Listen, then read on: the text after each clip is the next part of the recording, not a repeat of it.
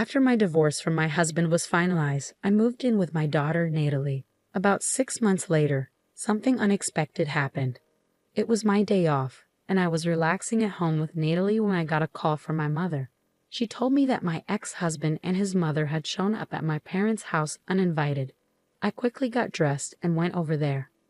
When I arrived, I found my ex-husband and his mother sitting on the sofa in the living room, waiting for me. I had no clue why they were there. "Why are you here at my parents' house?" I asked. My ex-husband, John, surprised me by saying, "I want you to return the money you owe me. My name is Aaron. I'm a 40-year-old office worker. I was married to John for 14 years, and our daughter, Natalie, was born around the time we got married. She's now in the 8th grade. We were a happy family, and I felt sure that we would always have a loving home together." I met John on a blind date and was instantly drawn to his friendly, kind, and cheerful nature. He liked me too, and we stayed in touch throughout high school. We shared our contact details and started dating. After a few dates, a year later, he proposed, and we got married. I loved him deeply and was thrilled when he asked me to marry him. I had a close group of friends from high school, and we always came together for big events. When I told them I was getting married, they were all excited and congratulated me. They all came to our wedding and talked about wanting to get married too. Over time, one by one, all my friends from the group got married, and eventually, everyone in our circle was married. We laughed and joked about how our group of friends had all suddenly become adults, with everyone now being married.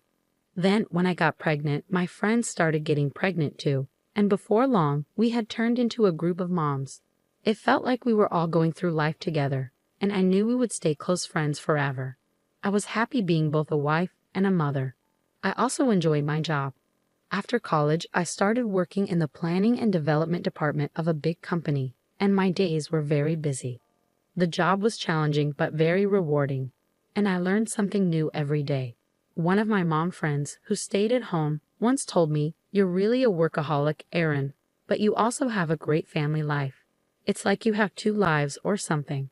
My friend says I'm a very strong woman, but I really wish I had the endless energy of a strong man. Both John and Natalie helped me unwind and relax at home after a long day at work. When I got home, I would say, "I'm home."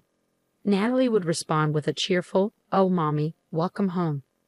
When she was younger, she would greet me with a big smile and a hug, which made all my tiredness disappear for the day. John would also help me relax. After Natalie was born, John quit his job and started working part-time so I could continue working at my company. He took a job at a cafe and took care of picking up and dropping off Natalie. When I came home, he always had dinner ready. After a long day at work, it's tough to cook, so coming home to a hot meal was a huge relief.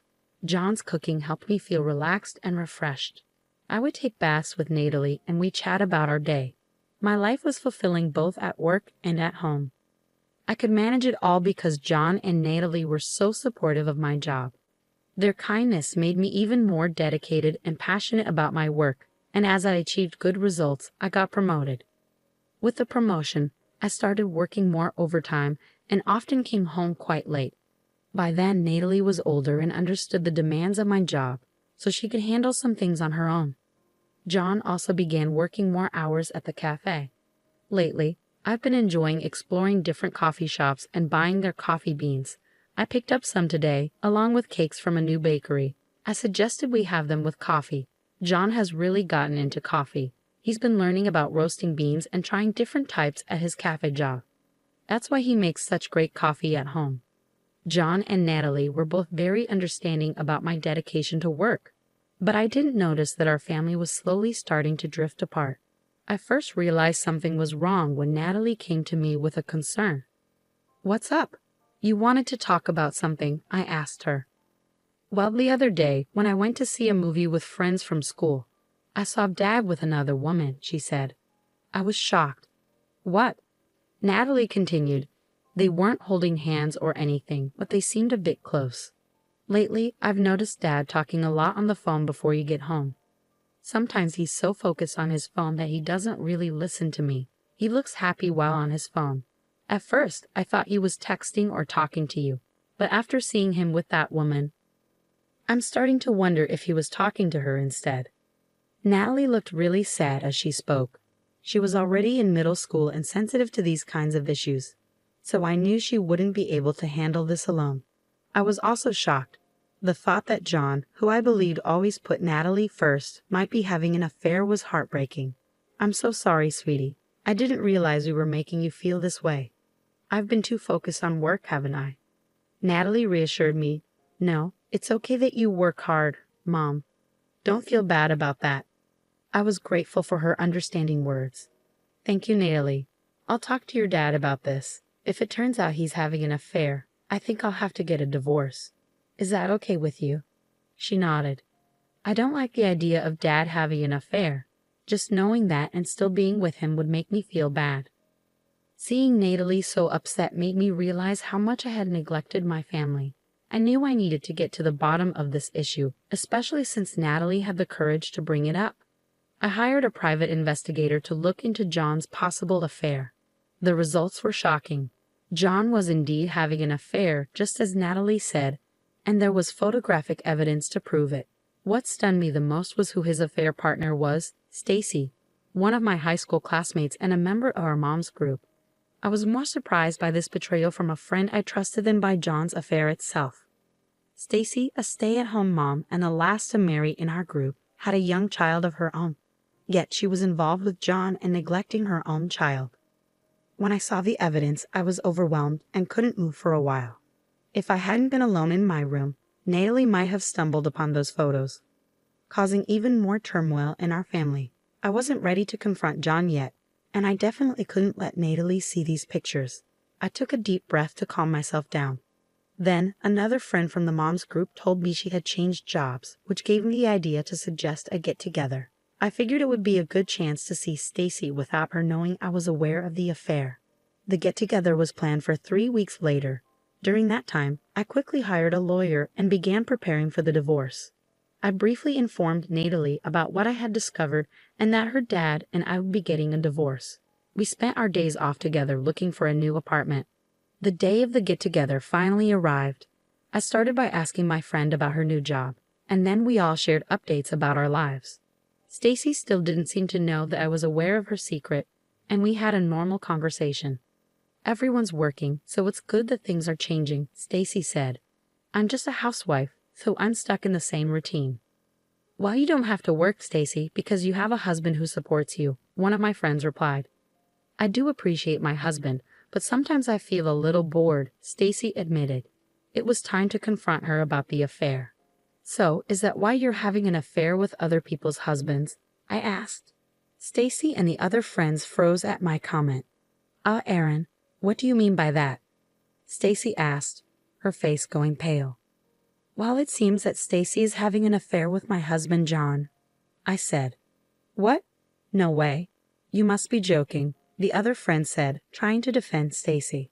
Since my friends were protecting her, Stacy took advantage of it. That's right, Aaron. What are you talking about all of a sudden? You must have confused me with someone else, Stacy said, trying to deflect. Oh, really? I replied. Then why don't you all take a look at this? I pulled out the photos from my bag and laid them out on the table. My friends stared at the photos in shock. Oh my gosh, they gasped. Stacy, why? They asked. Stacy, clearly caught off guard by the evidence, covered her mouth with her hand. I'm so shocked. Why did you have an affair with my husband? Stacy seemed to realize there was no way out. I'm really sorry. I happened to walk into the cafe where your husband works. I didn't know he worked there at first, but I started going there regularly. My husband provides for me, but he's been neglecting me since we got married. I was feeling lonely.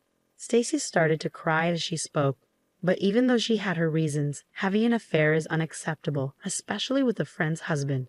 I remained calm and composed, not letting her tears affect me. I'm sorry to everyone else, but I need to tell Stacy that I'm going to pursue alimony from her, I said. I also sent a certified letter about this to your mailbox today, Stacy. Your husband should have already seen it. Oh no, Stacy said, looking worried. How could he do something so terrible? She asked, still in shock. It's far worse to have an affair with a friend's husband when you're married and have a child of your own. You need to face the consequences and make amends for what you've done, I said. Stacy turned pale and nodded. One of my other friends added, "We really can't trust you anymore, Stacy." We left the restaurant, leaving Stacy behind. Now that I had dealt with her, it was time to confront John. I was pretty sure Stacy had already contacted him about what happened.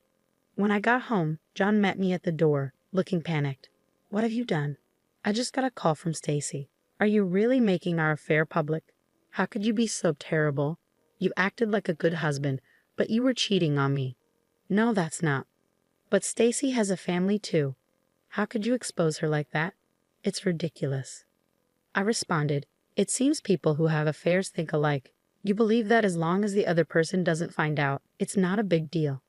But what you did was wrong, and it all needs to be revealed as part of your punishment. That's why I'm going to divorce you and seek alimony and child support." With clear evidence of the affair, John couldn't deny what happened and agreed to the divorce. However, he was hesitant about paying alimony and child support. When I hired a strong lawyer and made it clear that I was ready to take the case to court, he finally agreed to pay.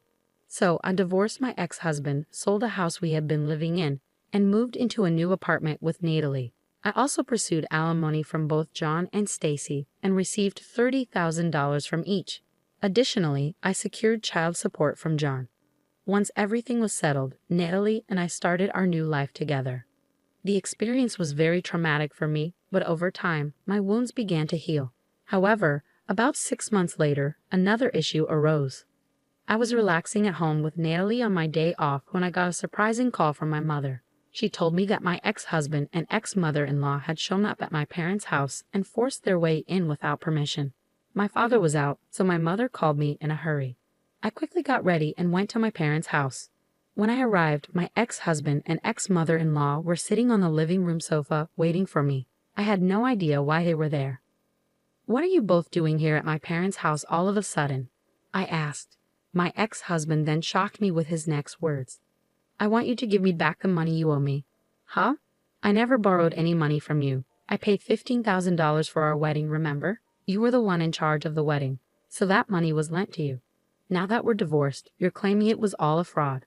Honestly, I could sue you for marriage fraud, but for now, all I want is that $15,000 back as a settlement." He made an unreasonable request. My ex-mother-in-law also insisted that I pay him as soon as possible. After the divorce, I knew that John had taken a full-time job at the cafe where he used to work, but the pay there wasn't much. It seemed he was struggling financially, which might explain his unreasonable demands. Well, let me remind you that we both were equally involved in the wedding, and I paid more of our living expenses than you did. So $15,000 is just a small part of what I contributed. Don't bother me with such unreasonable demands. I tried to get them to leave, but they didn't budge. Just then, my father came home. He had apparently received a call from my mother and rushed back. "What are you guys doing here?" my father demanded. My ex-husband explained the same thing to my father, clearly afraid of him. My father listened quietly but was clearly furious and shocked by John's unreasonable demands. "It's your fault for having an affair in the first place. If you're going to make such outrageous demands, get out of here," my father said. He tried to kick them out, but my ex-husband fell to his knees and begged, "Please, Aaron, lend me money. Not only are you demanding alimony, but Stacy's husband is also after me and I can't afford it. Even $10,000 would help." It was shocking to see him begging for money in such a situation. I told him coldly, "No, I can't do that. Go home." But my ex-mother-in-law insisted, "You're also responsible for what happened. You should lend him the money." The situation was escalating, so my father said, "Fine, I'll get the money. Just wait here," and went to another room. "Hey, Dad, what are you doing?" I hurried after him, and my father grinned. "Well, I have plenty of money. Since we have it, why not give it to them?" he said, opening the closet and pulling out some cash. This should be interesting, I thought. My father put the bills in an envelope and handed it to John. Satisfied with the fake money, my ex-husband and ex-mother-in-law left with pleased expressions. As soon as they were gone, I locked the door and called the police. The two must have realized the money was fake as soon as they stepped outside, because they came rushing back, banging on our front door. "Hey, what's going on? This is Monopoly money. I don't want this fake cash," John shouted angrily. I laughed and responded through the door. Since we have so much money, I thought I'd share it with you. John exclaimed, "You've got to be kidding," and started banging even harder on the door, kicking it with his feet.